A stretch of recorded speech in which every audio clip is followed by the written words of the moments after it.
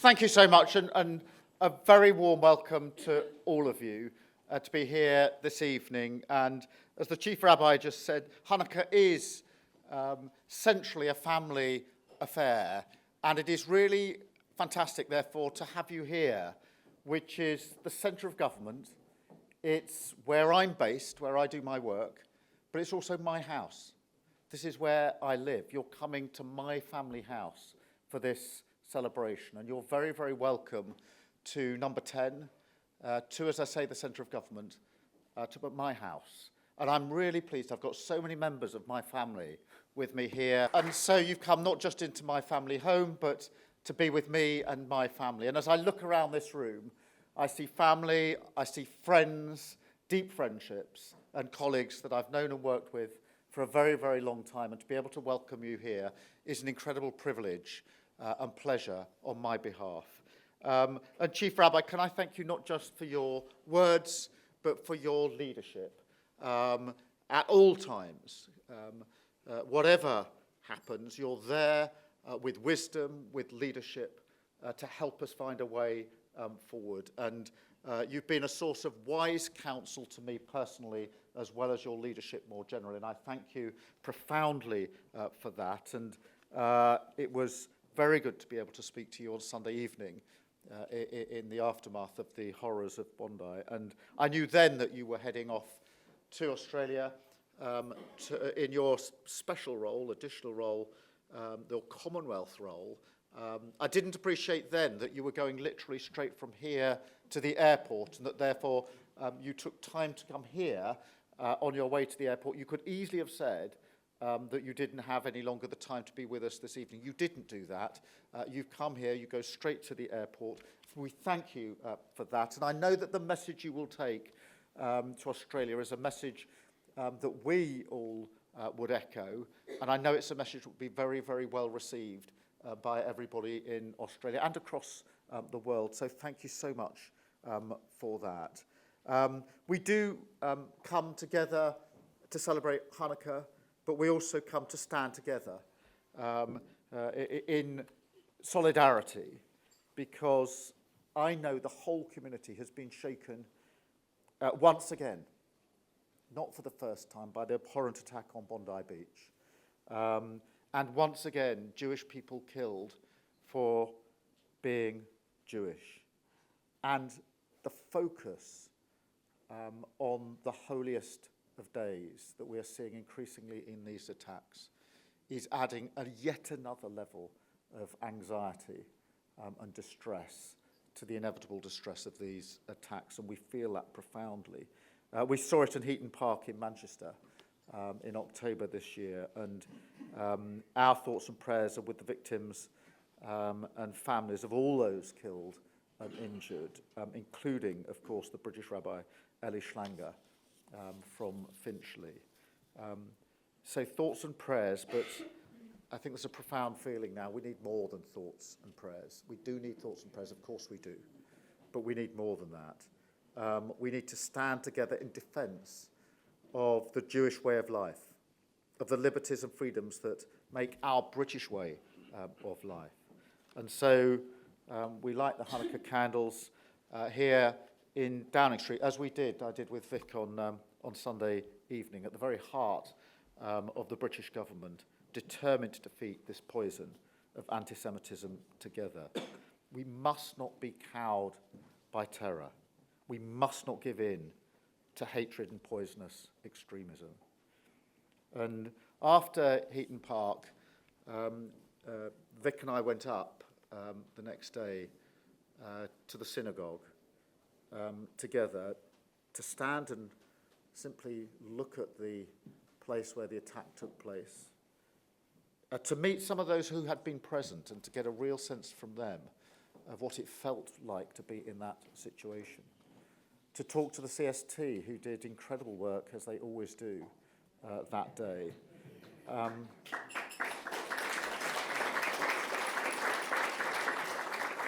And the last thing Vic and I did before we left that day was to speak to the families of those that lost their lives in Heaton Park, and you can imagine just what they were going through. I was struck by their descriptions of what it felt like, the anxiety and the fear. I was struck by their descriptions that it was shocking but not surprising. It was a profound message that they carried to us. I was struck by the bravery of those in the synagogue in Manchester who literally put their own lives on the line to save the lives of others, particularly at the doors to the synagogue. One of them paying a very high price for that, which literally saved the lives of other people. And equally, I've been struck by the acts of heroism in Bondi Beach, where people did their level best, some with fatal consequences, to try to protect others. And we have to take hope from those stories.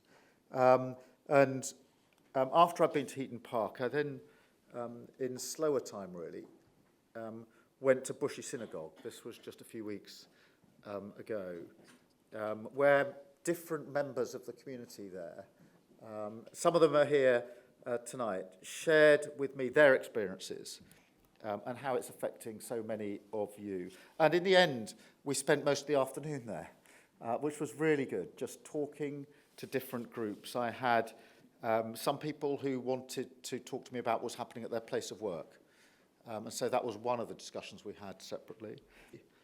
And then parents, predominantly mothers, talking about their children and how they felt about the safety of the streets and their communities. And I was struck that in terms of those from work, from all different workplaces, not just one, different people, different walks of life, different types of work. The schools were all different schools, different ages, different schools, different backgrounds, same with universities.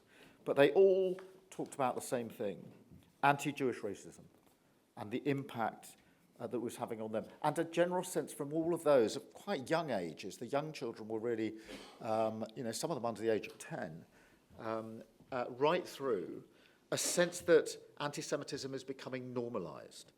And that has been a feeling that's become much more intense over recent years. And look, I mean, anti-Semitism poisoned our societies for generations. We know that. It's not a new problem. But there is this deep sense, I think, that it's becoming normalised. People are being anti-Semitic, and I'm trying to think this through earlier today. There's those that are deliberately anti-Semitic and know it, and are going out there to be anti-Semitic and to try to cause pain knowingly. There are those, and I'm almost more worried by this group, who are anti-Semitic but don't even feel there's anything particularly wrong about it anymore. This is the group that's most worrying, I think, that those that think, well, it's kind of all right. I can draw some kind of equivalence there. I can find some words. This group is growing. And then there's another group, I think, who are being anti-Semitic, but they don't even think about it. They don't even know about what they're saying and what they're doing and some of the assumptions that they are making. All of those groups have to be addressed, and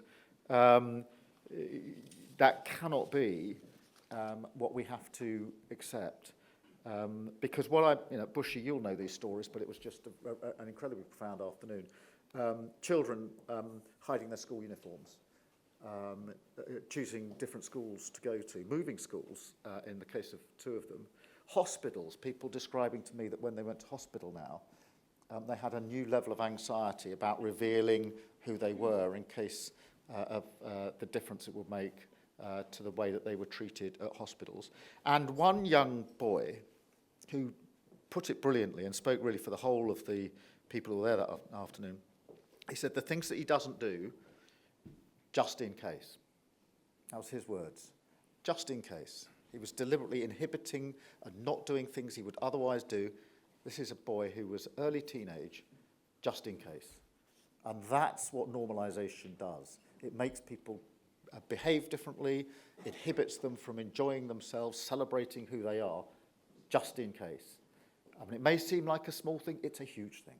It's a huge thing because it challenges identity, it challenges diversity, it challenges who we are. And it's really important that we say again, anti-Semitism is not just a problem for Jews, it's a problem for all of us. And the late Rabbi Sachs once said, anti-Semitism is not a Jewish problem, it's a problem for society. Wherever anti-Semitism flourishes, society is in danger, and we're at that moment. Let's recognise also what's at the heart of some of that. It is perfectly possible to defend the right to free speech, the right to protest, and at the same time say, we will absolutely not tolerate anti-Semitism. We must do both, and we will. And look, we've taken important steps. An extra £10 million for the CST. That is good, and it's sad. It's sad that we're having to put more resource into what? Into protecting places of worship, protecting schools, protecting communities.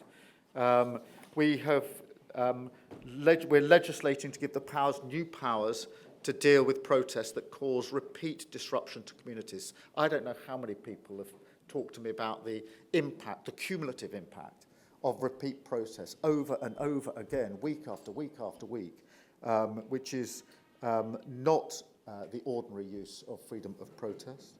We're reviewing the public order laws, not, as I say, to stop people protesting, but to stop protests breeding hatred. We need to look at the powers we've got to see whether they're being used to the full extent, whether they're being used consistently, and we need to look at whether we need new powers. We're training thousands of staff through our education system, from primary schools to universities. And just a moment ago, we were discussing the training that's just been completed, actually, for the BBC. And that will now be evaluated, and we'll look to see whether that can be used in other places. Rolling out mandatory anti-Semitism training across our NHS. Long overdue. And Lord Mann is urgently reviewing anti-Semitism in the NHS. And so there are things that we can do. More money, reviews of powers, looking at whether we need to change the laws, training, education, etc., etc. All of that is good. That's all steps we can take. But there's a bigger issue, and that's the cultural issue. That is the way we think. And yes, all of those steps are a step towards that, but there's this cultural issue, because we have to go beyond laws and physical security and address the underlying issues. It goes to the heart of who we are as a country. And who we are as a country is under threat now in a way that it hasn't been under threat for a very, very long time. Battles that I thought had been fought and won in the 70s, 80s and 90s are having to be refought because it feels like we're going backwards. And we need to be proud of who we are as a country. We are a tolerant, reasonable, live and let live country, and we are a diverse country. It's not an add-on. Diversity is British. If you value what is British, you value diversity and you protect it. It isn't an environment that makes being British a better place. It is what it means to be British. And this is a battle we're in politics, with the extreme right and the extreme left, frankly. And we have to win that battle. We have to address the symptoms, not just the underlying causes. We've got to defeat all ideologies of hatred against Jews, and that includes Islamist ideologies of hatred towards Jews. A political ideology. It's distinct from Islam, and it's abhorrent to the vast majority of Muslims, but we have to address that ideology. We have to recognise what it is and call it out for what it is. We've got to end this passive acceptance of poisonous words, because that we know where poisonous words lead. We've seen it over and over again. Words here, action over there, and the instilling of fear everywhere. We've got to be bolder and more confident in celebrating the values that we do stand for. We are a respectful country. We do welcome all people, no matter their faith, to stand together under the same flag as neighbours and friends. And we defend these values by standing up for them when they come under attack, and by focusing less on our differences and more on what we share, by celebrating a Britain where we unite around the common good and support one another with acts of kindness and empathy. Now, I know we can't change all of this here tonight, but we have to turn this round. I want to have a Hanukkah party here with you when we're not talking about what more work we need to do on anti-Semitism, where we're truly celebrating Hanukkah, where we're celebrating our traditions and who we are, not forever thinking about what further measures do we need to do on security. and laws and protest. So we can't change it overnight, but I promise you I will continue working with you, and we will stop at nothing in relation to this. I'm well aware that rooting out anti-Semitism in my political party was the single most important task for me when I became Labour leader. It's the one most important commitment I made on the 4th of April 2020 when I became leader of our Labour Party. I said I would root it out in our party. I'm just as determined as Prime Minister to root it out in our country with you. And tonight, we take inspiration from the story of Hanukkah. We take inspiration from the Jewish people who've, throughout the ages, refused to hide their faith, even in the most challenging of time.